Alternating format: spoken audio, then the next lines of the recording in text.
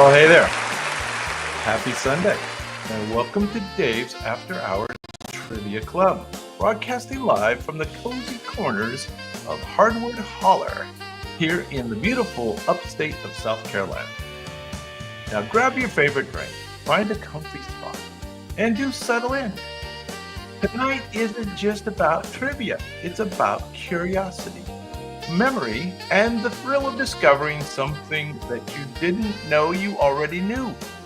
And we do usually go live on Sundays with the After Hours Trivia Club, like tonight, always at 7 p.m. Eastern, 4 p.m. Pacific. So mark your calendars and don't be a stranger.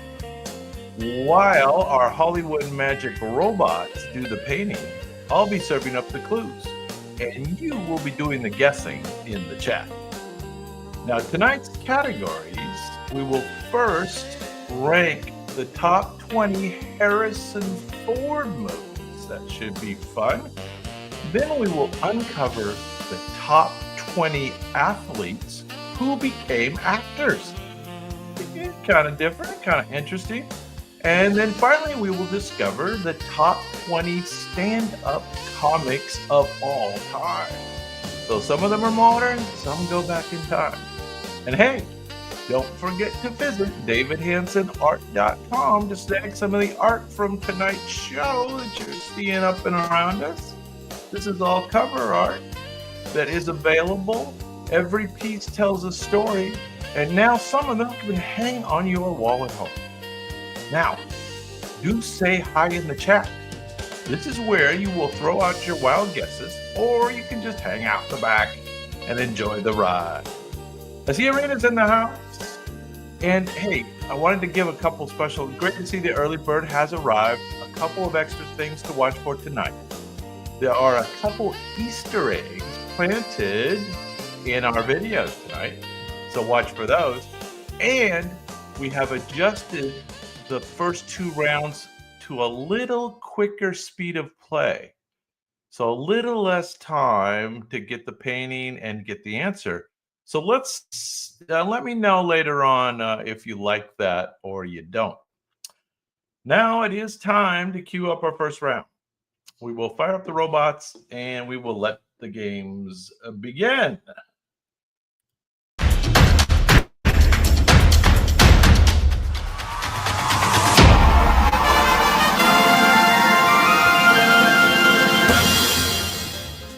You know the rules. The robots do the painting. That means you do the guessing. And I will give clues as we go that usually are pretty helpful. Top 20 Harrison Ford movies. Number 20. This tale pairs a legendary actor with a very CGI dog. I didn't know the dog was CGI in this.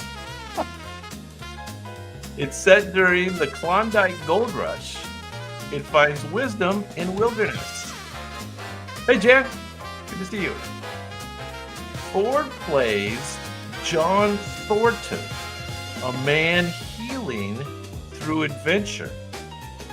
Now, this is based on a classic Jack London novel. That's probably the key clue. Jack London novel. It's his most recent leading role, and possibly his softest role ever. All right, who knows this one? Anybody know what movie this is? Harrison Ford movies. Number 20, Jack London, Klondike the Gold Rush. I didn't know the dog was CGI.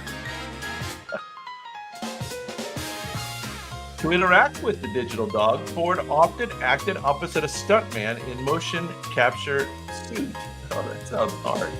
This was Call of the Wild. There you go. Okay. Well, now you know how the game is played. Number 19. Now, if you remember this one, I remember this one. This was a little a thriller. A glossy thriller where nothing is quite as it seems. Supernatural chills ripple through upscale Vermont life. A woman believes her house and her husband hold secrets. Now, this is Michelle Pfeiffer co-starring in this kind of Hitchcock-like scare fest. So yeah, there's a lot of spooky elements in this one. Ford plays against type. He's the bad guy. So this is the one where Harrison Ford's the bad guy, and his new wife tries to figure out what's going on.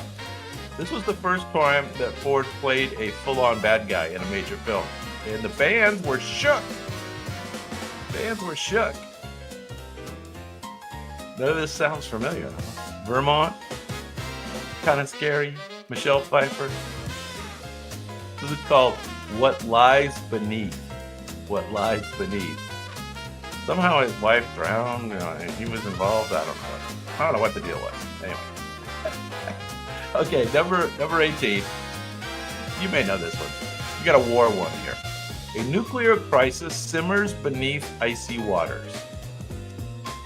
Ford dons a Russian uniform and an accent to match. This one is based on a real Cold War submarine disaster. Cold War submarine disaster. He's the by-the-book captain facing ethical catastrophe. It's the one where Ford commands the doomed something. Despite Ford's intense prep, Russian critics weren't sold on his accent. One reviewer called it Chernobyl with vowels. Chernobyl with vowels. They didn't like his Russian accent. Do you remember the name of this one? Yeah, exactly. It is numbers. It is numbers. You're correct. About K-19. K-19, and it has a tagline. The Widowmaker. K-19, The Widowmaker. There you go. All right. Number 17. A little more recent. I'm going to give you the year. 2010. 2010. A newsroom comedy with espresso pacing and aging inkers. Rachel McAdams carries the chaos. Ford brings the grumble. Think The Devil Wears Prada, but for morning TV. Now, Ford plays a legendary newsman dragged into the breakfast fluff. I remember this. Yeah, they transferred him to the morning show. He wasn't happy. It's his crankiest and funniest late career turn. All right, anybody remember the name of this movie? Where he gets put in the morning show? Ford improvised much of his character's blunt sarcasm. Turns out grumpy gravitas comes naturally to Harrison Ford. Who remembers? Does anybody remember the name of this movie? No? I remember seeing it 2010. I'm back in the day. Was that 15 years ago now? Yeah. This was called Morning Glory. Morning Glory. There you go. All right, well, they're going to get more and more famous. You know, it is a countdown. So each movie gets a little more famous. Number 16. A legal thriller drenched in ambiguity and betrayal. So a legal thriller. Ford's character is a prosecutor and possibly a killer. Prosecutor and a killer. The courtroom scenes crackle with suppressed tension. It is based on a best-selling novel by Scott Turow. I'm sure I read this or listened to it on tape anyway. This one's the legal drama where Ford might be guilty.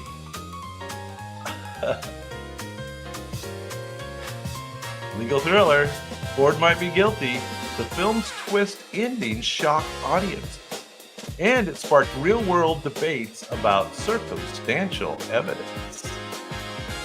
Circumstantial evidence. Courtroom scenes crackle with suppressed tension. This is 1990. 1990. Anybody remember a legal thriller by Scott Turow? Best-selling novelist?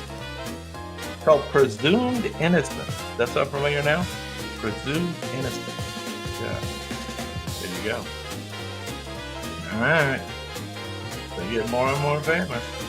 We'll see. All right, number 15. From the year 2015, eternal youth meets vintage charm in this fantasy-tinged romance. A woman who doesn't age tries to hide in plain sight. Blake Lively stars as the titular, timeless beauty. Ford plays her long-lost love's father, which is awkward. Yes, this is one where Ford meets his old flame. Literally. This was weird. So the whole storyline is Blake Lively doesn't age at all during this movie. So she has to go through a lot of different guys. Because she doesn't age. Ford was so moved by the script, he joined the cast without hesitation, which is rare for him in the 2010s. Very rare. Anybody know? Called The Age of Adeline. Age of Adeline. Blake Lively. Yeah, weird story. Weird story. All right, next up, number 14. Here you go. Baseball, bravery, and breaking barriers. Now, this one doesn't even look like Harrison Ford. He was so good in the role. Chadwick Boseman headlines. So he played number 42. It is a sports biopic centered on Jackie Robinson. And Ford plays a supporting role with grit. He played Branch Rickey. You know who Branch Rickey is? That's who Ford plays. And he's the one who signed Jackie Robinson to play for the Dodgers. This is Ford in thick glasses and thicker morals. Ford's transformation was so convincing, younger viewers didn't recognize him. Yeah. Some thought Rickey was a real-life Ford contemporary. There you go. So yeah, does that look like Harrison Ford? Not really, but it's him. Baseball. Jackie Robinson story. Branch Rickey. Anybody remember the name of this movie? From 2013. 2013. The name of the movie was pretty simple. 42. 42. Which I guess that was Jackie Robinson's number? I guess. That's what I'm thinking. Number 13. From 1974. So it's going back in time a bit. In fact, he looks very young in this movie. Surveillance, paranoia meets moral murk. Oh, this is the Gene Hackman movie. The Gene Hackman movie. So Gene Hackman's the star of this one. Gene Hackman leads this audio thriller classic. Ford appears in a small but pivotal supporting role. He plays a shadowy corporate aide, sleek, sharp, unsettling.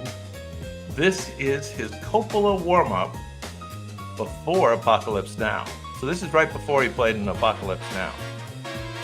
Coppola cast Ford after spotting his off-kilter intensity, a quality he'd refine into leading man gold later. Yes, leading man gold. Off-kilter intensity.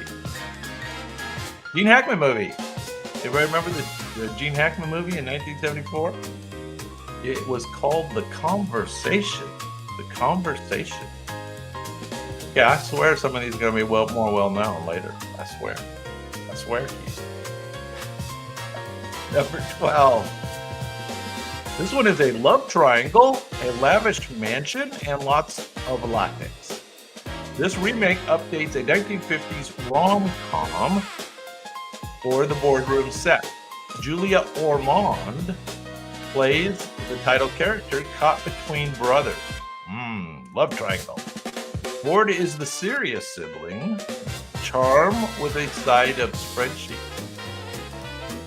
This is the one where Harrison Ford goes full romantic lead. full romantic lead. Audrey Hepburn was a fan of the original movie. This is the remake. When asked about Ford's version, she reportedly said, "He's no Bogart, but he tries." I think that's a great one for Harrison Ford. He's no Bogart, but he tries. If I remember the name of this movie, it was a remake. 1995. Remake from an Audrey Hepburn movie. Yeah.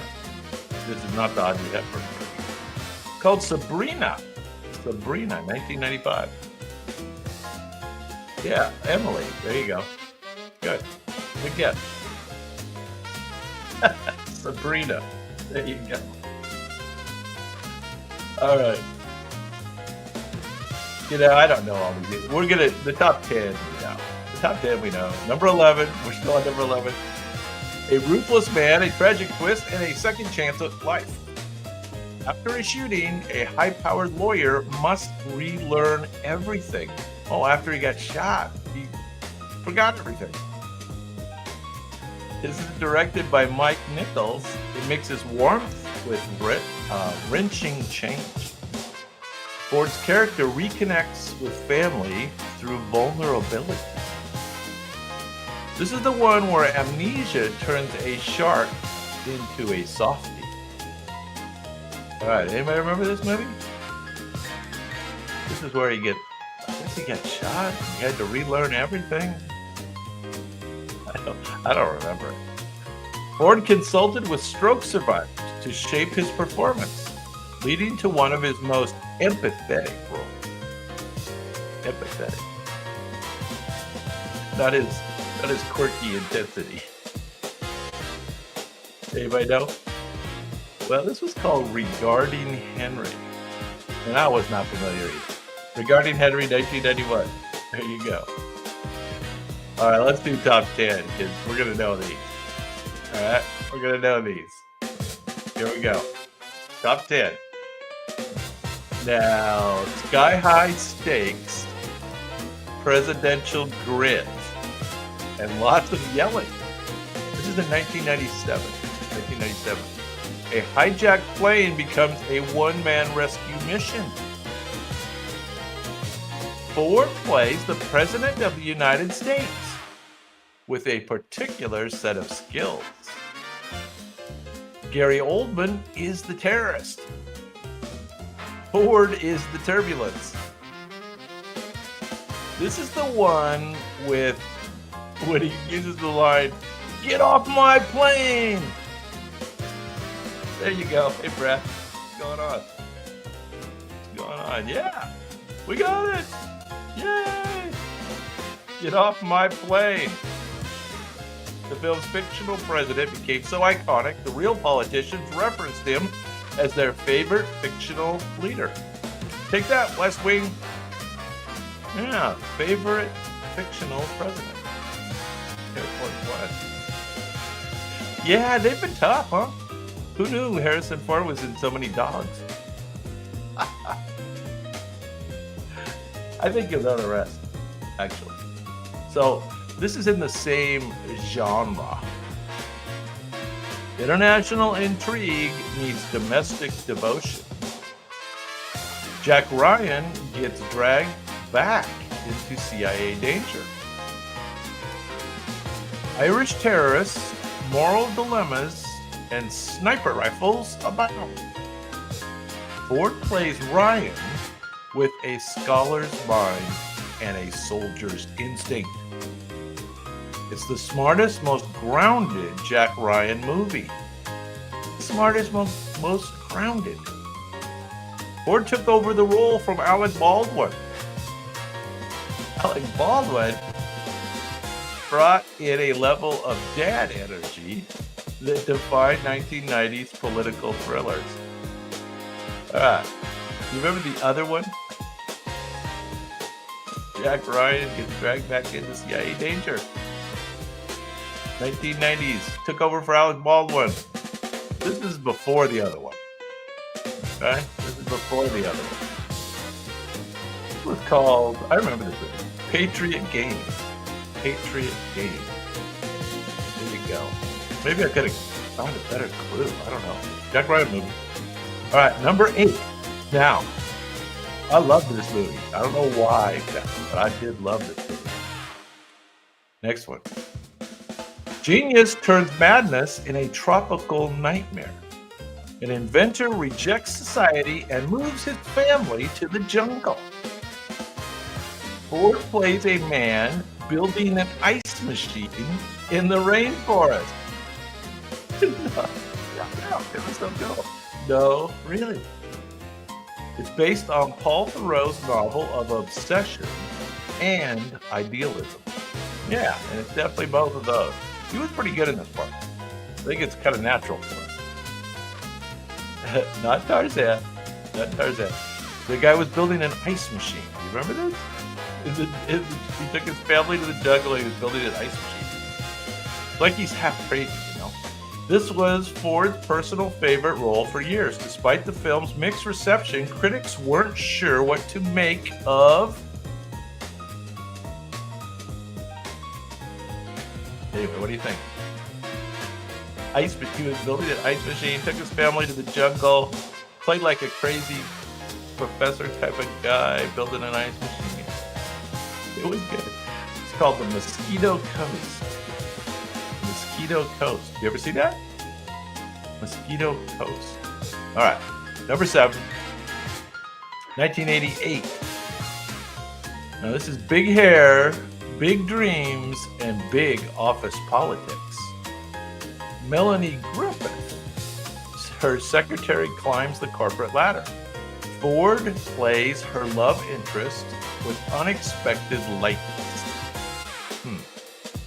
Sigourney Weaver is the boss from the business class hell. It's a rom-com. It's a rom-com with Harrison Ford. And he's actually kind of funny. In test screenings, audiences were shocked by how well Ford handled comedy. One exec reportedly said, "He's charming." Who knew? He's charming. Who knew? 1988. Anybody remember this one? Office politics, big hair, big dreams. Melanie Griffith, Sigourney Weaver. Rom-com. No? Didn't see it? Let's go. Working Girl. Working Girl. No? Not familiar yet? All right.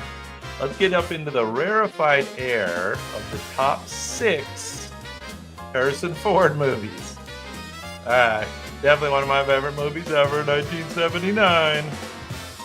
A descent into madness told through jungle warfare. Brando broods, Sheen sweats, and Ford shows up in uniform.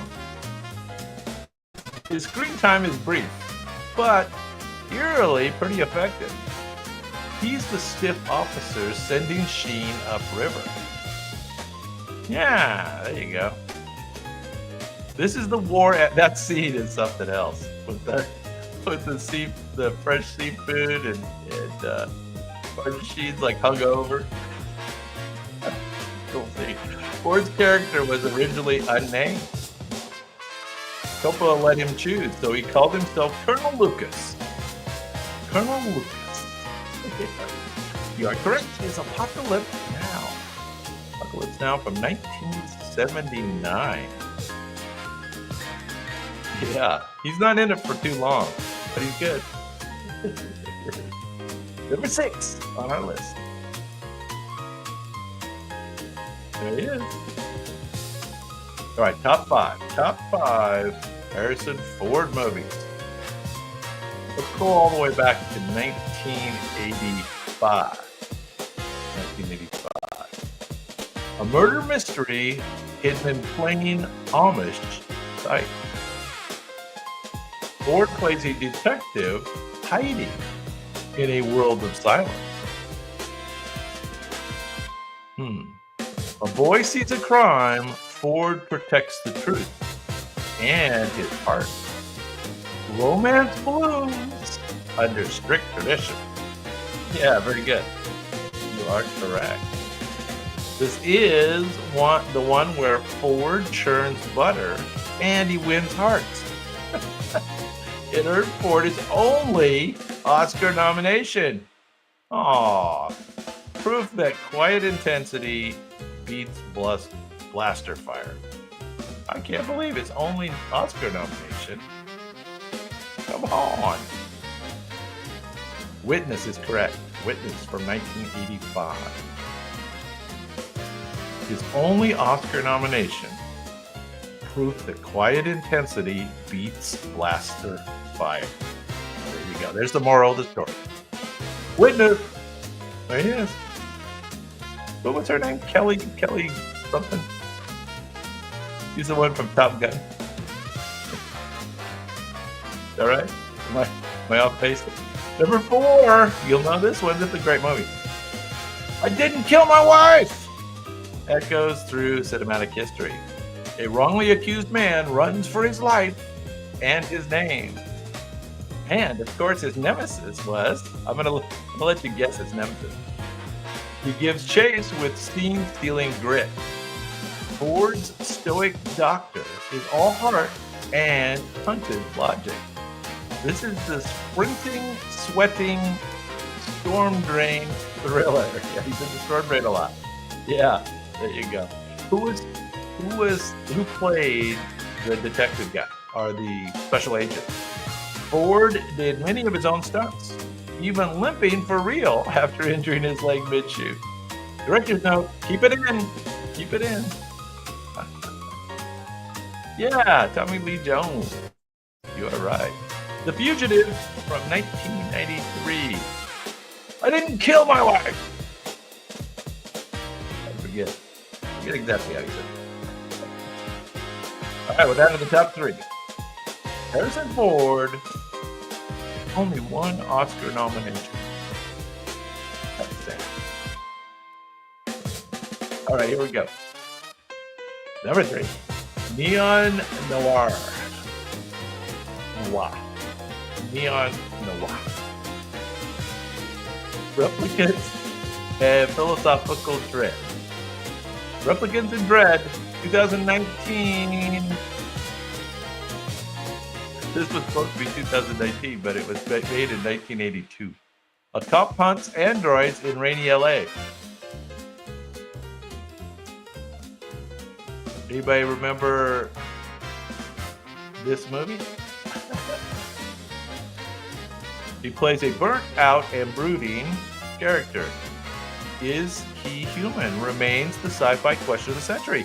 This is the movie that turned Ford into a cyberpunk icon. Ford and director Ridley Scott clashed so hard that Ford once called the shoot a miserable experience. You never know. His performance is pure poetry. This was his best role, I thought. Remember his character's name by any chance? Or the movie, either way. This, of course, is Blade Runner from 1982, and his character's name was Rick Decker. Rick Decker. All right. That's all right. Top 2. Here we go. Obviously, these are going to be very well-known movies. Asteroids, AT-ATs, and awkward father revealed. I don't know what that means. The middle act that turned a space opera into a saga.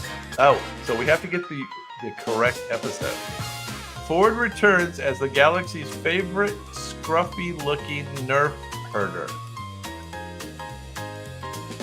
Romance and rebellion swirl in snowy Hoth and cloudy Bespin. This is peak Han Solo, cocky, charming, and unfortunately at the end, carbonite bound. I know. Ford improvised it and created its coolest romantic reply. I know. That's right, when Leia said she liked him, he said, I know. This was Star Wars Episode 5, The Empire Strikes Back, from 1980. And number 2 on Harrison Ford's list. There you go. So what do you think number one is? I think we all know. We all know. And I can't believe he didn't get a nomination in this. Can't believe it. Adventure, Danger, and Fedora Flipping Flare. An archaeologist races Nazis to find biblical power. Whips, snakes, and very booby-trapped temples ensue. Ford gives Indiana Jones brains, brawn, and bumbling bravery. This is the ultimate Ford film. Pure pulp perfection. Ford improvised the iconic gun versus sword moment. Oh, remember that? The gun versus sword moment? Because he had food poisoning that day. That's funny. Anyway, obviously, we all know what this one is. From the year 1981. This indeed is the Raiders of the Lost Ark. Raiders of the Lost Ark, number one on Harrison Ford's top 20 countdown list. Number one. Number one with a bullet or a whip. Number one with a whip. Alrighty. Alrighty, now I do have a 2-minute intermission. And during that intermission, we play a lightning round. And our lightning round tonight is going to be top 20 Hollywood power couples in Hollywood. So you have only 2 minutes, and they're going to go by fast, but see how many you can name. And I'll be back in a couple minutes after that.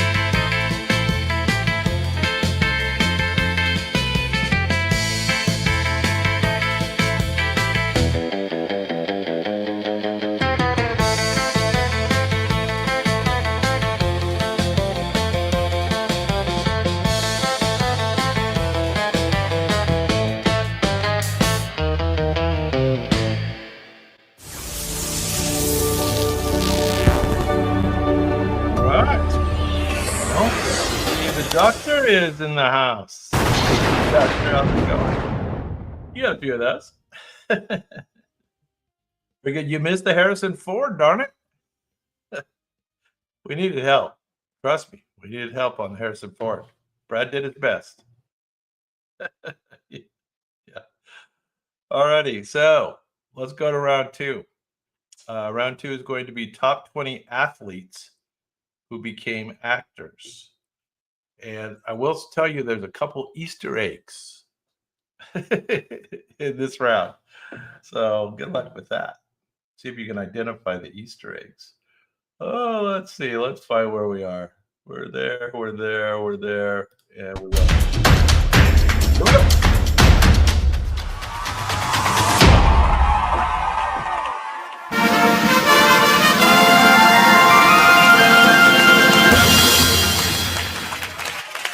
Okay, you know the rules.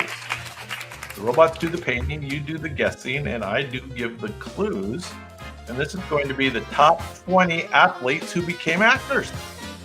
They might start a little hard. You know, first couple might not be that well known. We'll see. Number 20. I will give you a little clue on this one. This athlete was from the NFL football. This guy went from gridiron to gridlock in sitcom. He's known for his peck-popping, paint-spraying, scene-stealing style. He's both action hero and lovable dad figure on screen. He's best known for Brooklyn Nine-Nine and a movie called White Chicks. This is a former NFL player turned full-on comedy sitcom star. All right, anybody remember this guy? This is the hardest one. Before Hollywood, he painted portraits of teammates to make ends meet. Wow. Talk about hustle. Oh, you knew it. Very good. You are correct. This is Mr. Terry Crews. Terry Crews from the NFL became a full-on comedy star. Terry Crews. Very good. Well, that was the hardest one, I think, so we did do well. We'll see. All right, number 19. Now I'm going to make you guess his sports, too. His action role rarely involved water, but his past sure did.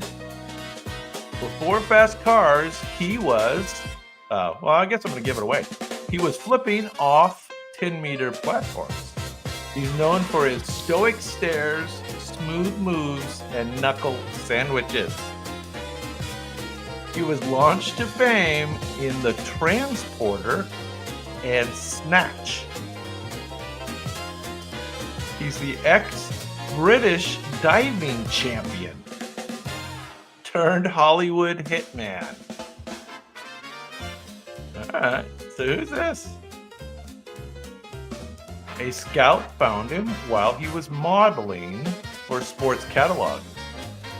Yes, sports modeling got us. You know who this is? He's very famous. Former diving champion. This is Jason. Jason Statham. Jason Statham. Yeah, there you go. You knew it.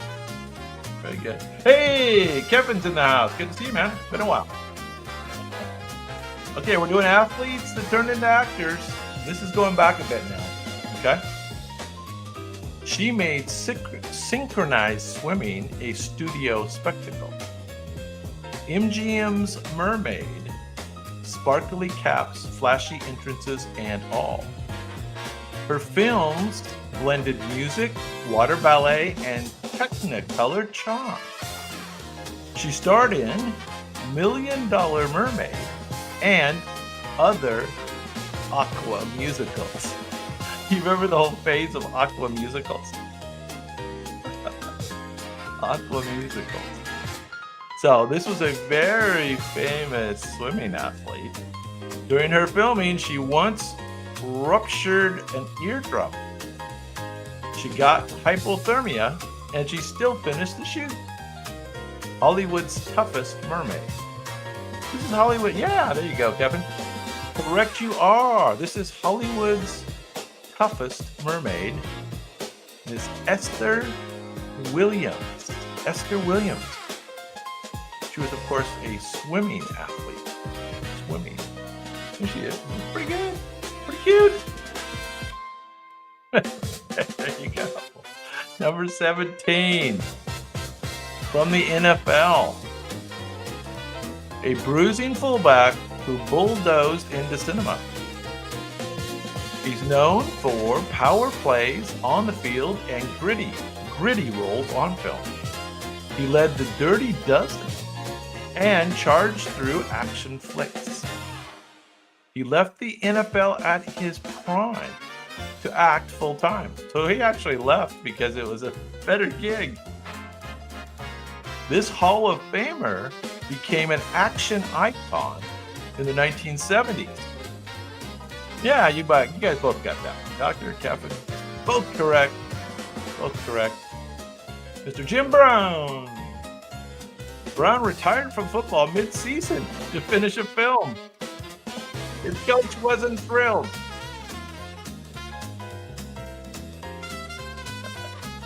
I can imagine. I guess the fans were okay. You know, they didn't get to see him playing football, but he was with the Cleveland Browns, right? Cleveland Browns. They were good until he left. Jim Brown. All right. There he is. Jimbo.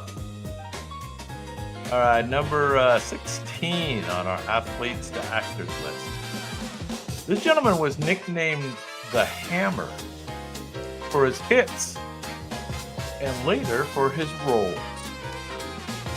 He's from NFL cornerback to blaxploitation mainstay. Yeah, he was a star in the whole blaxploitation thing. He starred in Black Caesar and Hell Up in Harlem. Black Caesar, I did not see. He's known for his swagger, his stogies, and of course his ciphers. He was the poster boy for 70s tough guy cool. Yeah. Pretty good. Doctor.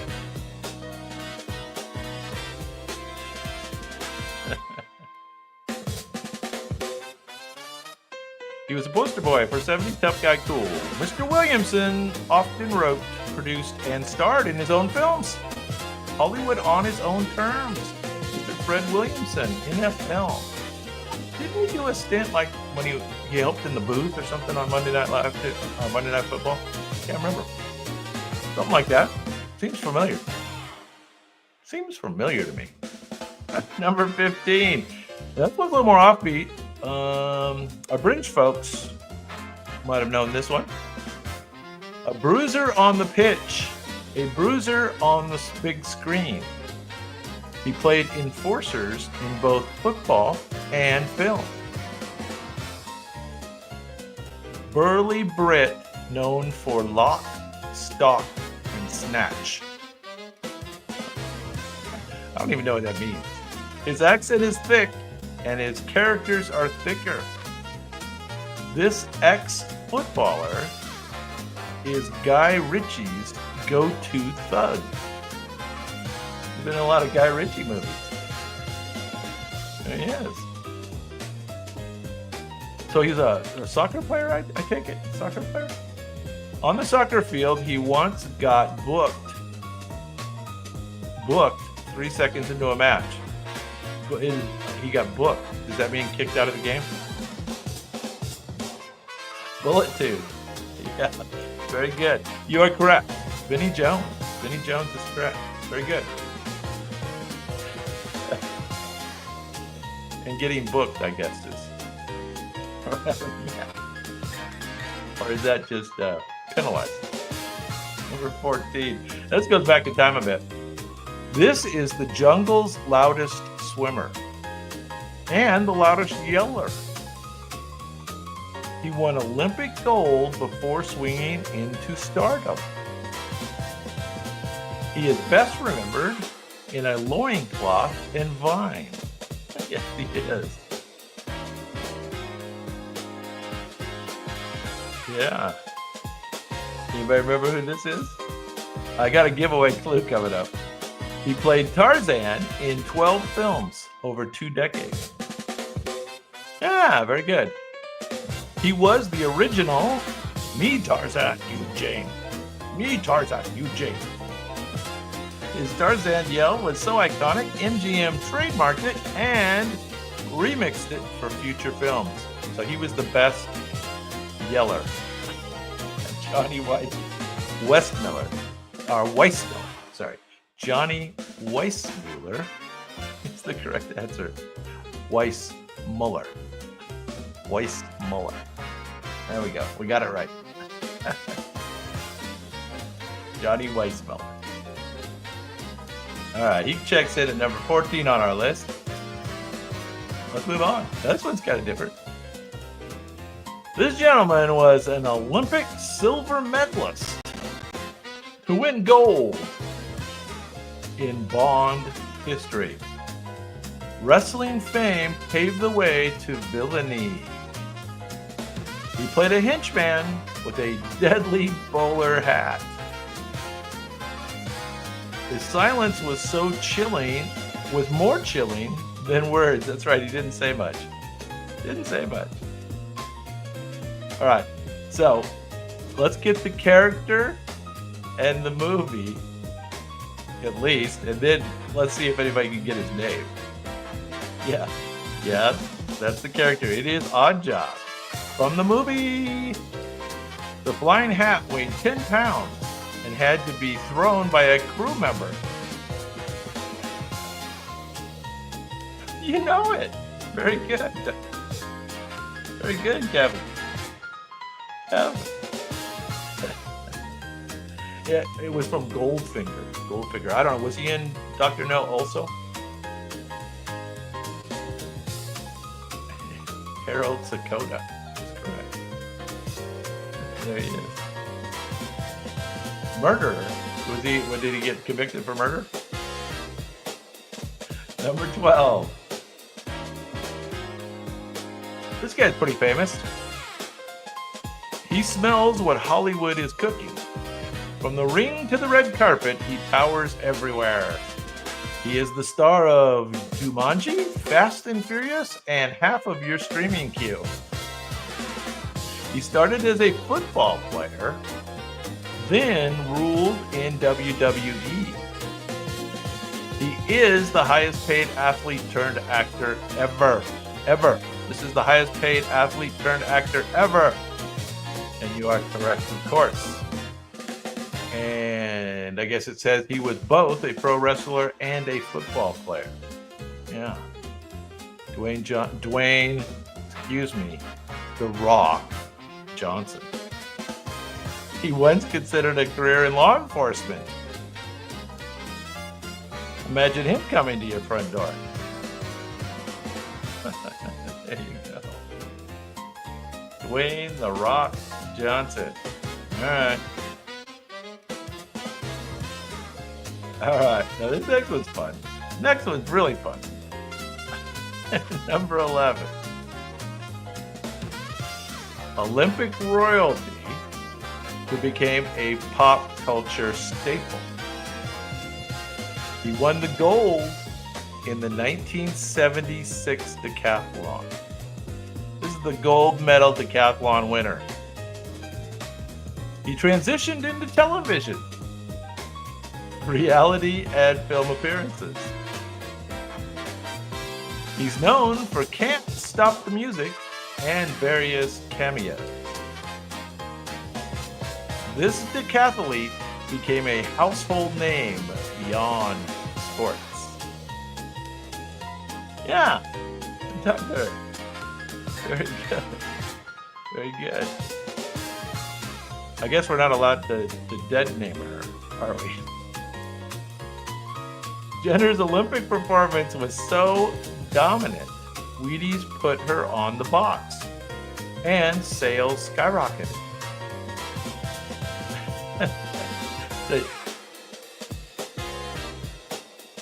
Track and field, of course. Track and field is the sport.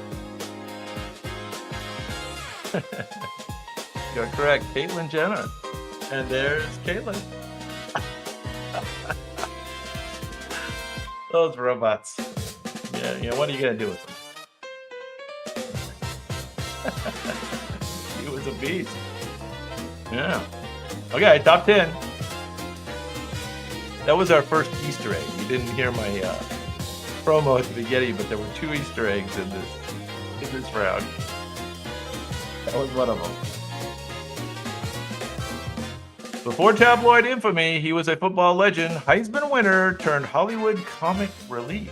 That's right, he was more of a comedy actor Best remembered for pratfalls in the Naked Gun series. He played Nordberg, the unluckiest cop in slapstick history.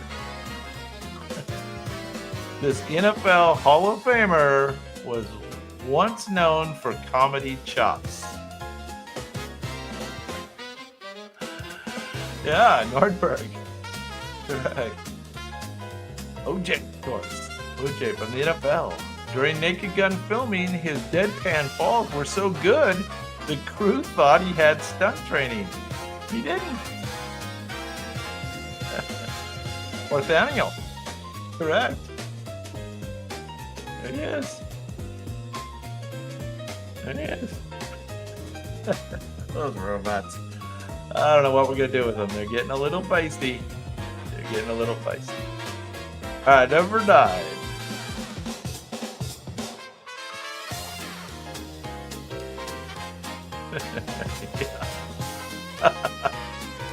That was a Easter egg, wasn't it?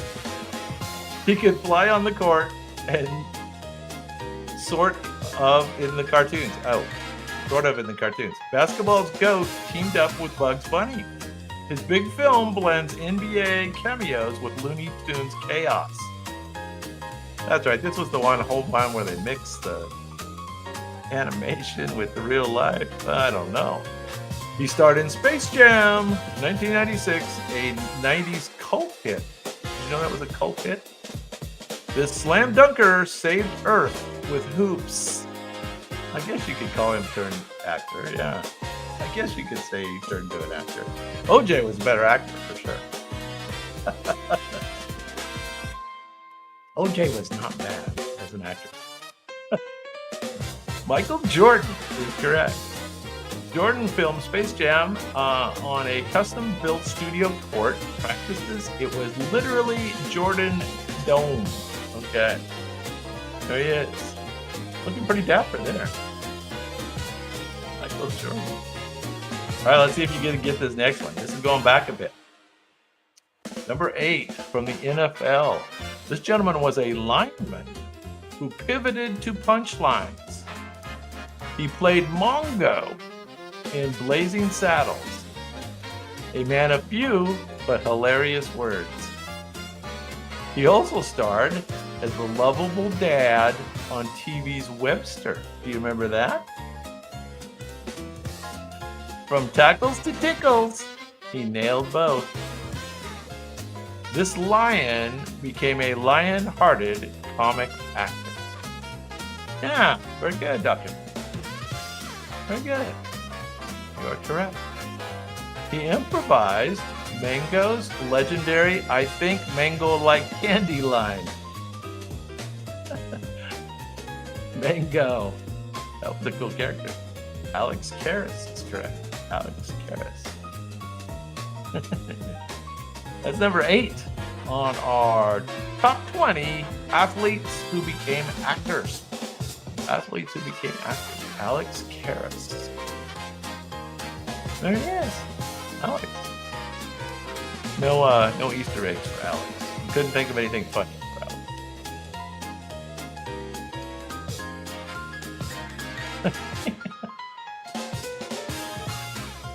All right, number 7. Number 7. His fists moved faster than film could capture. Oh, that's not good though. The film couldn't capture it. Not an Olympic athlete, but a global martial arts icon. He changed cinema forever with Enter the Dragon. Enter the Dragon. He wasn't just a star, he choreographed the chaos. You are, of course, correct. This is Mr. Bruce Lee. Bruce Lee. And of course, his sports is defined as martial arts. Martial arts. Bruce's punches were so fast that early cameras had to be adjusted to actually catch them on film. They had to slow him down. Oh, very good. Big fan. Well, of course he made the list. Number 7. Yeah. Bruce Lee. Martial arts. So what are they doing with the... Oh, never mind. come back to it. All right, let's do some more. Number 6 coming up is she's the Olympic bronze turned into Hollywood gold. So she won an Olympic bronze. UFC's first breakout female star with major screen appeal. She kicked butt in Furious 7 and The Expendables 3. She later ruled WWE rings with signature flair. She is the queen of combat to cinema transition. Yeah, pretty good. Pretty good. You are correct. Is she a crybaby? I'm not that familiar with it.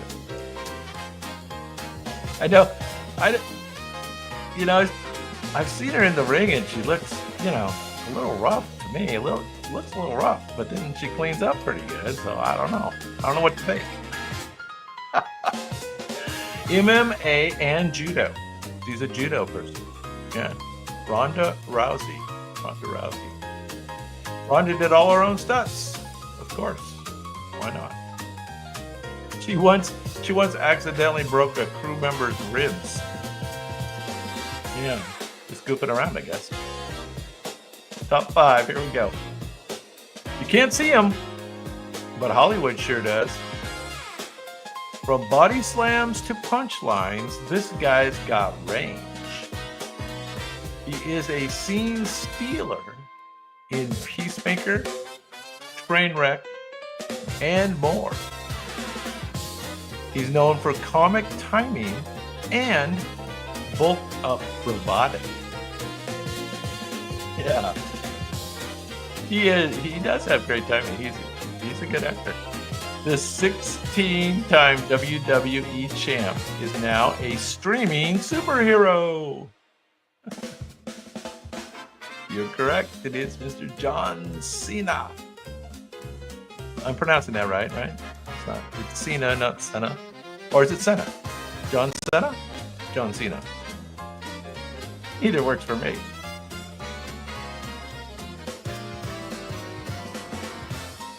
Senna, or Cena, speaks fluent Mandarin because he wanted to help WWE expand into China. Wow. That's commitment. Yeah. Knows Mandarin. Now let's do the top 4. Here we go. Top 4 athletes turned actors. He told us he'd be back. And he meant it. From Mr. Olympia to Mr. Box Office. He, of course, starred in The Terminator, Predator, and Total Recall. Total Recall. That was a movie. He became governor of California without skipping Arm Day. He's the blueprint for athlete to actor careers. This is the blueprint. Yeah. Hey, what's going on? Good to see you. Captain? What's going on? And you are correct. This is Mr. Arnold. I'll be back. Arnold's accent was originally considered a problem. Now, it's kind of iconic.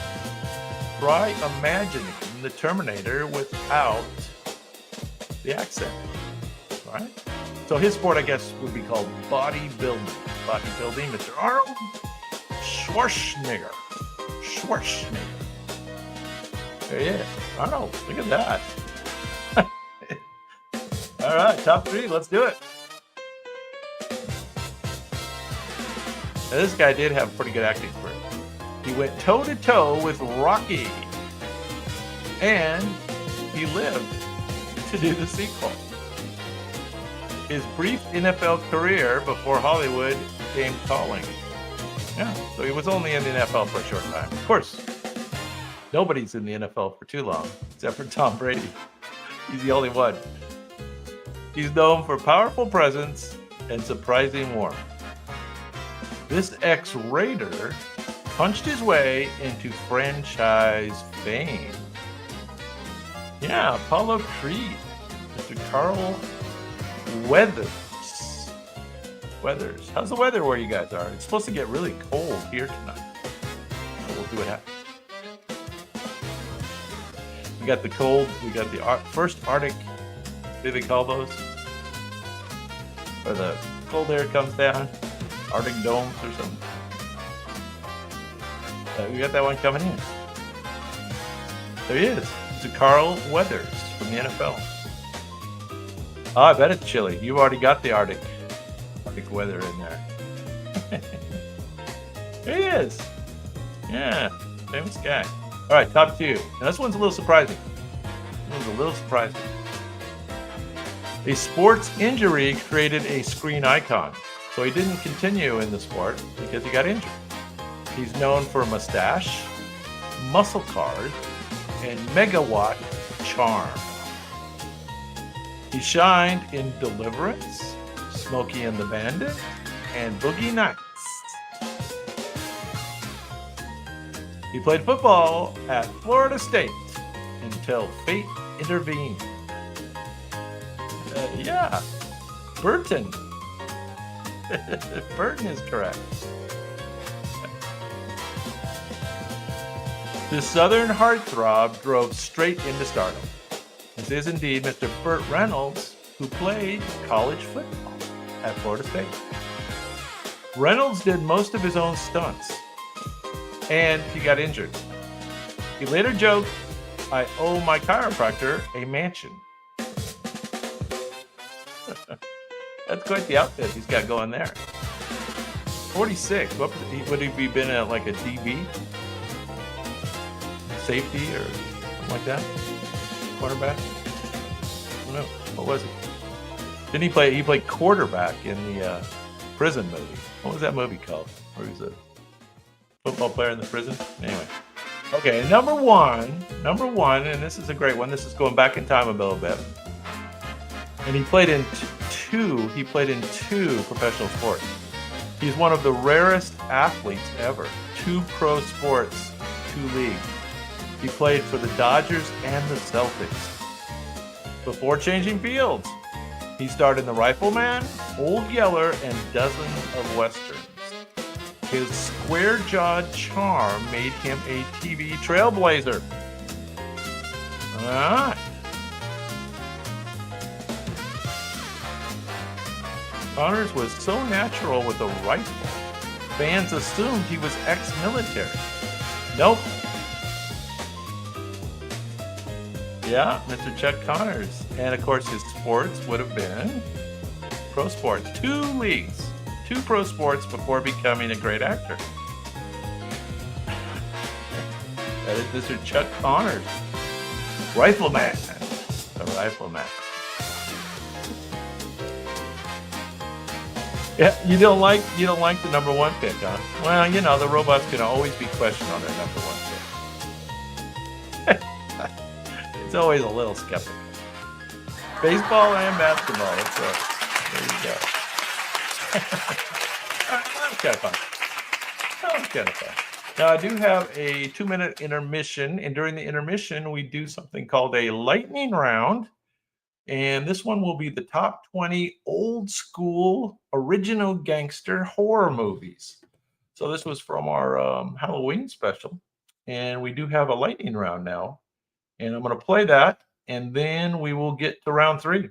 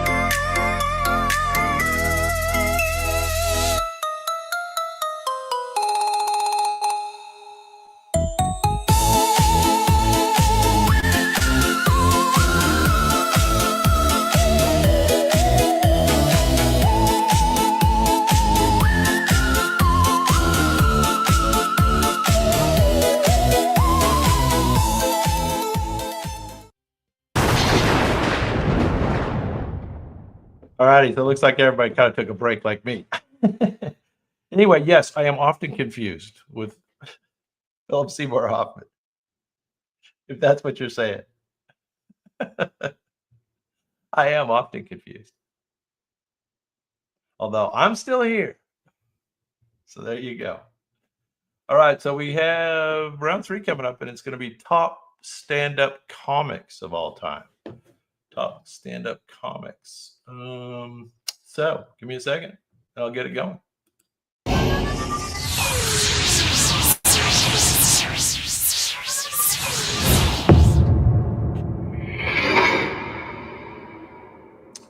Okay, now, you guys kind of know the rules. Robots do the painting. That means you do the guessing. And I'm the guy that gives you some clues that are marginally helpful along the way. Once again, we're going to do the top 20 stand-up comics of all time. So these are both modern and go back in time. Top 20, starting with number 20. Countdown. Now, his delivery was laid back, often punctuated by long pauses and sunglasses. Now, this gentleman unfortunately has passed away. He was born in 1968 and passed in 2005. He is known for one-liners that felt like shower thoughts with punchlines. He joked about escalators, donuts, and pickles, often all on the same set. Yeah, you got it. A cult favorite who rarely did punch-down humor. He's famous for, I used to do drugs. I still do, but I used to too. Yeah. Yeah, Mitch Hedberg. Mitch Hedberg is correct. Mitch Hedberg brought absurdity to everyday life. His surreal, stoner logic punchlines echo in comedy clubs and Twitter bios alike. Now, this round, we have a little more time to get these. Now, I know you got that one right away.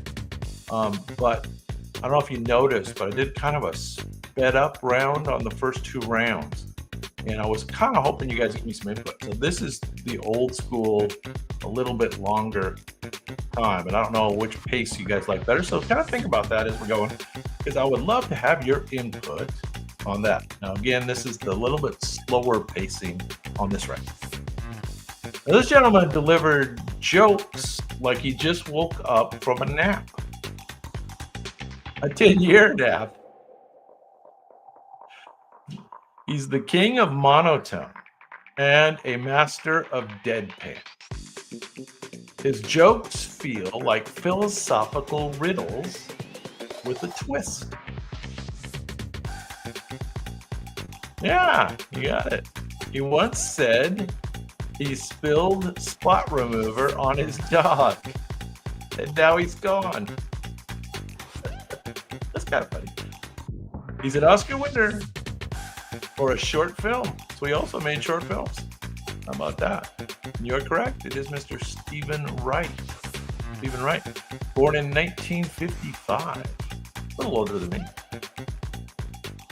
He looks different with a hat. Of course, I do too, I guess.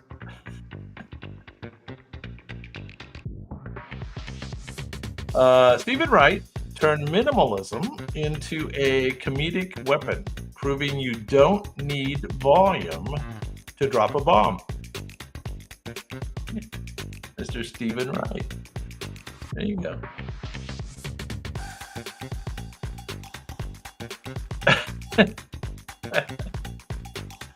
That's pretty good if you can quote jokes and add them. I like that. Yes. Mr. Stephen Wright. Checking in at number 19 on our list of top 20 comedians of all time. How about that? Number 18. She blazed trails for women with a blowtorch of sarcasm. She turned celebrity gossip into an art form. She was once banned from The Tonight Show. Twice, though. Once banned, twice. She's known for asking, "Can we talk? Can we talk?" Yeah, of course. Of course you know this one. Can we talk? Red carpet roasts made her a fashion police icon. Yeah, she kind of had 2 complete careers. That was cool. And yes, you're correct. This is Miss Joan Rivers. Joan Rivers. Joan Rivers didn't just break the glass ceiling. She mocked it, bedazzled it, then sold it on QVC.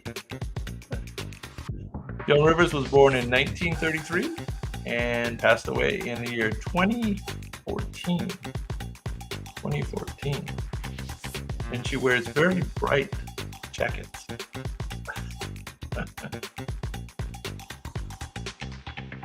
These are kind of easy for how much time I'm giving you. Too much time for how easy they are. Joan Rivers, checking in at number 18 on our list. I think you're going to know most of these. You're going to know most. Number 17. Everyone was fair game. Celebrities, audiences, even presidents. You paid to be insulted and loved every minute of it. Now, I've been to a live show of his, actually at the Circus in Las Vegas. Circa 1990s sometime, I think. Pretty sure. We did sit at a table pretty near the front, so we were very concerned that we might get singled out, but we did not. We did not get singled out. Yes. Nicknamed Mr. Warmth, ironically, of course. Regular in Frank Sinatra's Rat Pack circles, he made roast legendary long before Comedy Central. He was great on Johnny Carson.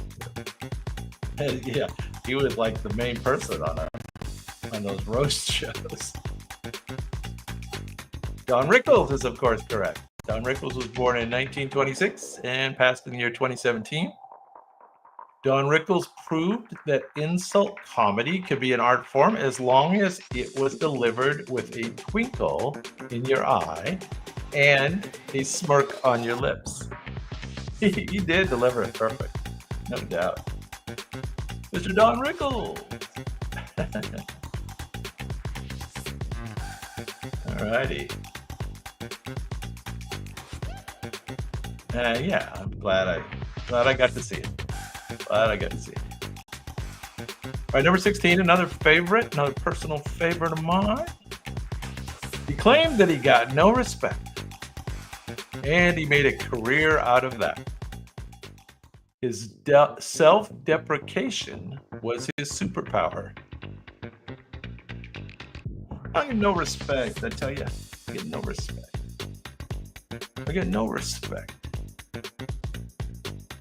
He's known for sweating profusely and adjusting his tie. And he did star in Caddyshack. And, of course, his own show, Back to School. Yes, of course. Very good. These are all big names, right? Top 20 comedians of all time. When I was born, the doctor slapped my mother. Now that's a line.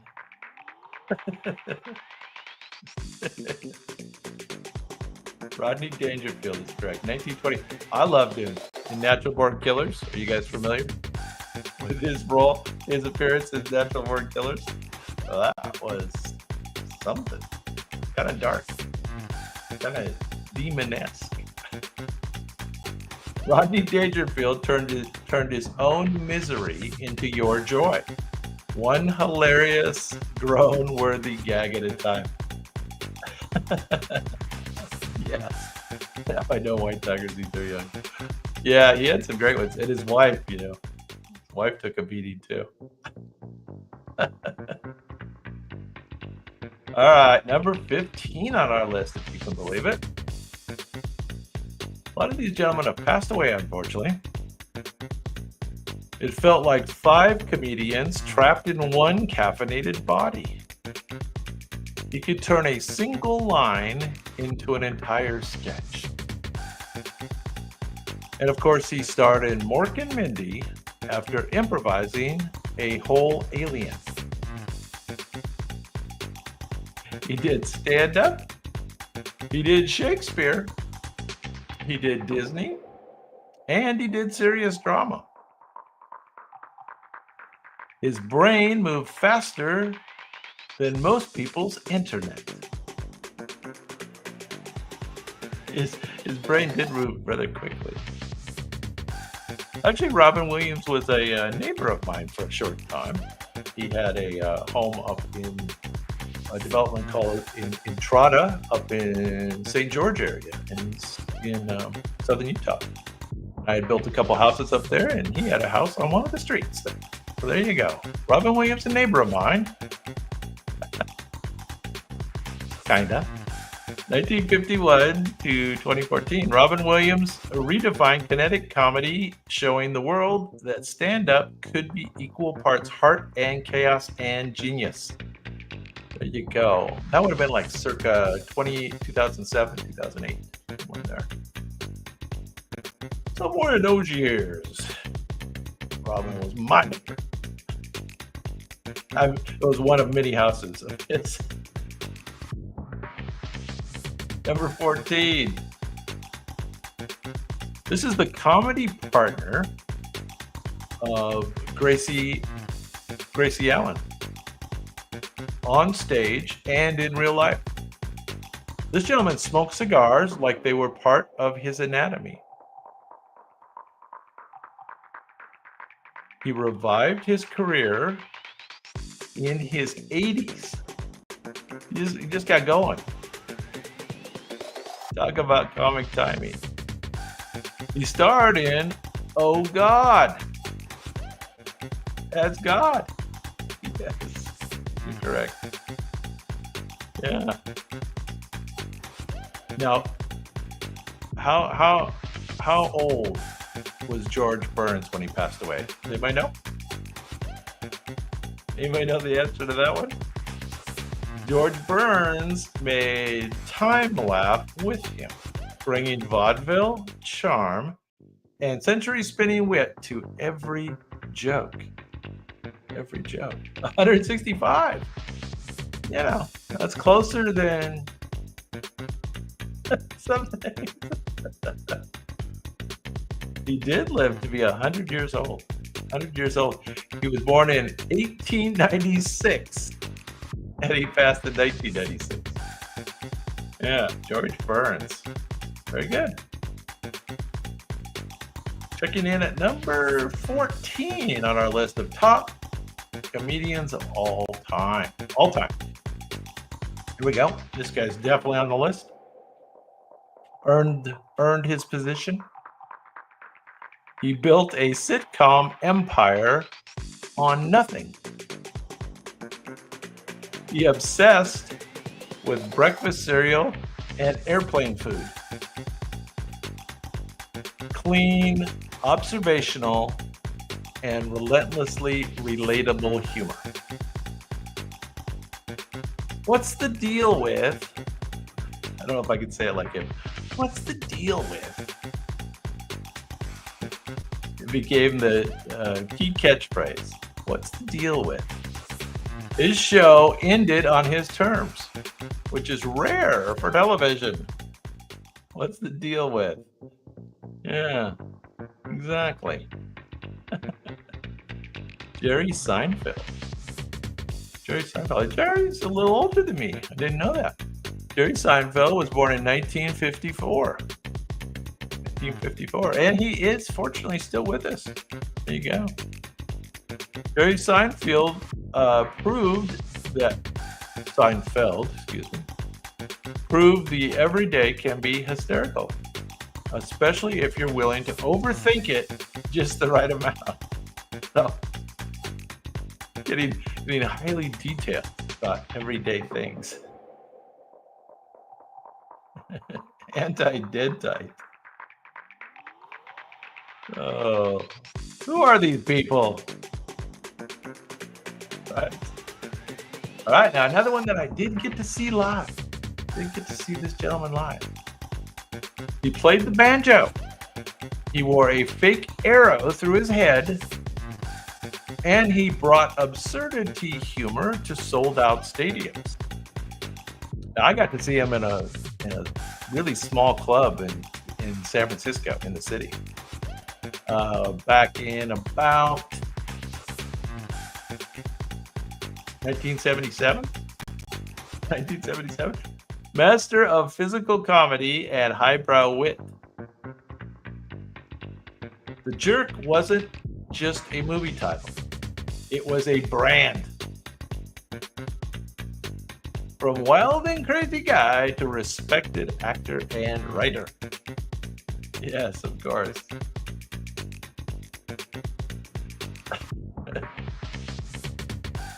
Oh, what, doctor? What? Did he say that?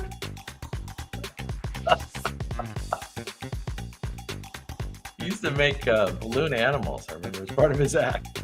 Balloon animals. Steve Martin, Mr. Steve Martin. That's right. Steve Martin made the silly sublime and made intellect feel hilariously unserious. There you go. Mr. Steve Martin. Yeah, I think it was 77. Possibly 78, but I think it was 77 when I saw him. That's a long time ago. That's a long time ago. I was 19 years old. Woo! All right, here we go. Number 11, he took over SNL in its darkest era, and he made it shine. He was raw, delirious, and he wore a lot of red leather. He did impressions and characters like a one-man movie. Yeah, very good. Of course. He starred in Coming to America, Beverly Hills Cop, and much more. Much more. He made being 22 and famous look pretty easy. All right, who knows how old Eddie Murphy is? What year was Eddie Murphy born? Anybody know? What year was Eddie Murphy born? Eddie Murphy's electrified the 80s, turning raw talent into legendary status before most people finish college.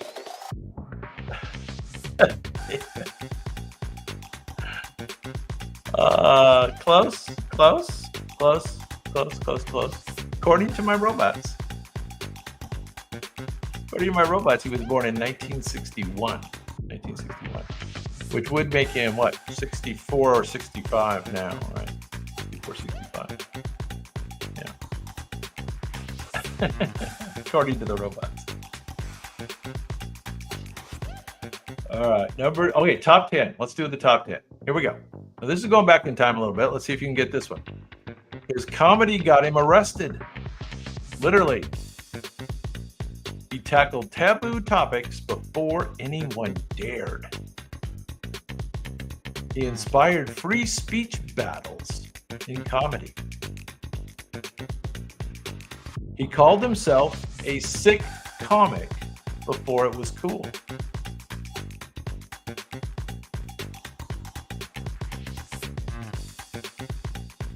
He paved the path for boundary pushers like Carlin. So this is before Carlin. Who paved the way for Carlin? Who remembers this? You guys, this is going back too far for you guys? Yeah. Kevin, you're on to it, Kevin. You're on to it. This gentleman was born in 1925, and he did pass away in 1966. I wouldn't doubt, I don't want to stick my foot in it, but probably from a drug situation. I'm not sure. Alcohol or drugs or something. I'm not sure. Yeah, there you go. Lenny Bruce. Lenny Bruce is correct. As a team, you guys got that one. Very good. Lenny Bruce was the patron saint of controversial comedy, proving laughter could be also provoke questions and ignite change. There you go, Lenny Bruce. Yeah, they used to come to the show, let him do his show, and then arrest him. There you go. Number nine. Now his comedy cuts deep and smart. He became a voice of race and class with surgical timing. From SNL to HBO, every set was quotable. Something called Bring the Pain changed the game. He actually wrote, directed, and roasted like a king. Yeah. Get my wife's name out of your mouth. Who knows how old Chris Rock is? When was Chris Rock born? You guys know that one? Chris Rock brings brain and bite to every punchline, making the personal political and the political hilarious. He's actually younger than Mr. Eddie Murphy. Actually younger than Mr. Eddie. Yeah. Yeah. How about 1965? 1965. Making him 60 years old. 60 years old? No way. That's not possible, is it? Chris Rock is 60? I don't know. Something seems like we're all getting too old. What's going on? Number 8. His life was the act. Raw, real, and riotous. He flipped trauma into punchlines with devastating precision. This gentleman influenced everyone who picked up a mic after 1975. And what I remember most is once he set himself on fire, and then he turned it into his favorite bit. From Live on Sunset Strip to Brewster's Millions. That's right, he was in a bunch of movies, right? He was partners and buddies with, what's his name? The curly-haired guy. Yeah. Pretty funny. Richard Pryor. Richard Pryor was born in 1940 and unfortunately passed away in the year 2005. Richard Pryor was the truth teller in chief of stand-up comedy. He was fearless, he was flawed, and funnier than anyone had a right to be. Yeah, Richard Pryor. There you go. Not Andrew Dice Clay. He's a little darker than Andrew Dice Clay. Yeah. A little darker. Brewster's Millions, remember that? Yeah. All right. This guy's still knocking it dead. And he walked away from $50 million twice. He mixed philosophy and comedy with precision. His show created skits still quoted 20 years later.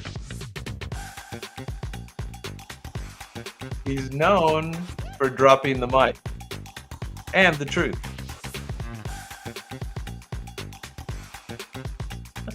Yes, of course.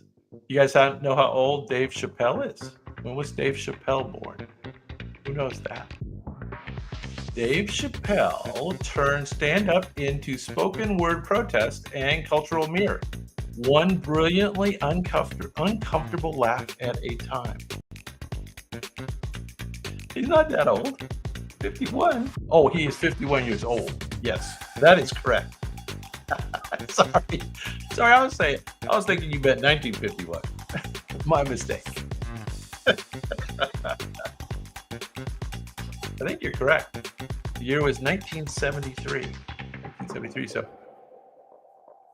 I'm Rick James, bitch. I don't know what. I'm kind of remembering that.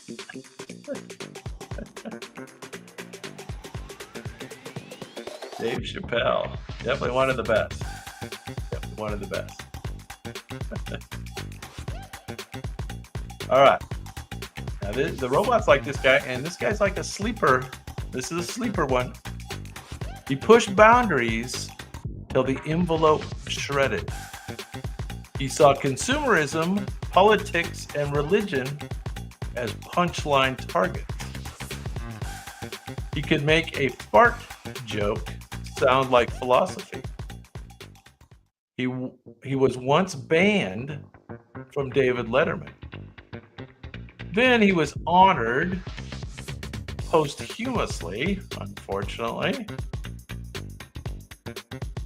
Yeah, this gentleman was born in 1961 and passed in 1994, so quite a while ago. And he became a cult hero of intellectual rebellion. Yeah, here you go, doctor. So yeah, he definitely is one of these guys that passed too young. What was he, 33 years old when he passed away? 33 years old. Bill Hicks wasn't just funny, he was dangerous in the best, most necessary way. Mr. Bill Hicks, born in 1961 and passed in 1994. There he is. Big Bill. Yeah. Little did they know. Were you guys familiar with Bill Hicks? I wasn't real familiar until I kind of looked it up. So, there you go. All right, top 5. This is our most controversial character. He dominated stages and airwaves with storytelling charm. His albums defined comedy in the 60s and 70s. Fat Albert and The Something Show shaped generations. He's known for family-friendly sets and dad sweaters. All right, so you guys know this. Yeah. So, correct. And do you guys remember the dad sweaters? They were mostly pretty ugly.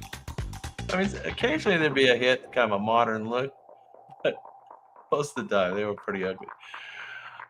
His influence is acknowledged despite his well-known later controversies.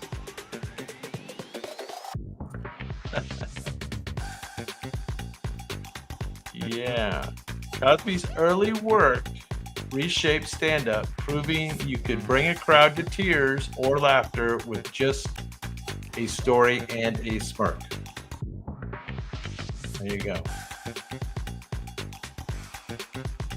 So yeah, I don't think Louis C.K. is even on our list, you know? He didn't crack into the top 20. You know, since he's a modern guy, I think eventually he'll be on the list. Bill Cosby, of course, was born in 1937, and unless I'm mistaken, he's still with us. Unless I'm mistaken there. Did he pass recently? Can't remember. I don't think so.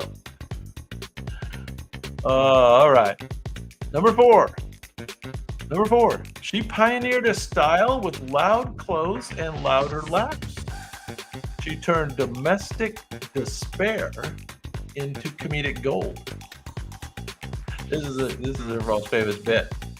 Bang was her fictional husband punching bag. Her husband's name was Bang. She cackled like a witch with a martini. A witch with a martini. She broke open doors for funny women with heels and hairdos. Yeah, very good, doctor. Look at those boots.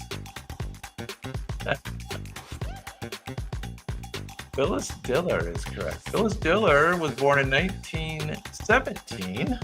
Old lady. She did pass in the year 2012. 2012. So the Mayans were right about Phyllis Diller. The Mayan calendar got Phyllis. Phyllis Diller made housewife hysteria hilarious, setting the stage for generations of fearless female comics. Yes.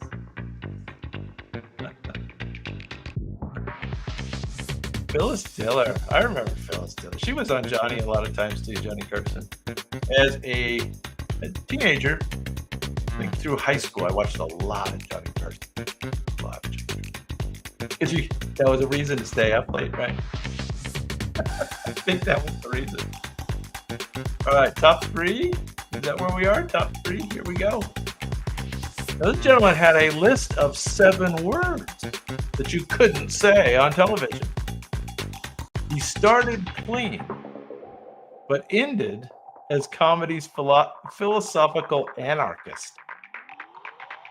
He took down language, politics, and organized religion.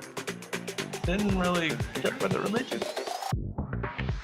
He performed until the week he died. It's a big club, and you ain't in it. I think that's great. Great philosophy for nowadays, right? Life nowadays. It's a big club, and you ain't in it. That's right. But you are in Dave's After Hours Trivia Club tonight. How about that? You are in my club. George Carlin is correct. George Carlin. George was born in 1937 and unfortunately did pass away from us in the year 2008.